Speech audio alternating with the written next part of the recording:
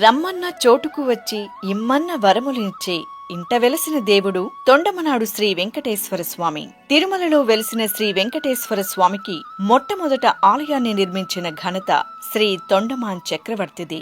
తన రాజ్యం సుభిక్షంగా ఉండాలని ప్రతినిత్యం ఆ దేవదేవుణ్ణి కోరుకుంటూ రాజ్య నిర్వహణ బాధ్యతలతో పాటు తిరుమలలోని స్వామివారిని దర్శించుకుంటూ పరమభక్తుడైనాడు.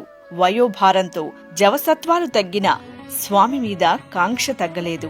భక్తుడి మనోవ్యధను అర్థం చేసుకున్న అంతర్యామి శ్రీదేవి భూదేవి సమేతుడై తన భక్తుడైన తొండమాన్ చక్రవర్తి కోటలో పూజా మందిరంలో వెలిశాడు.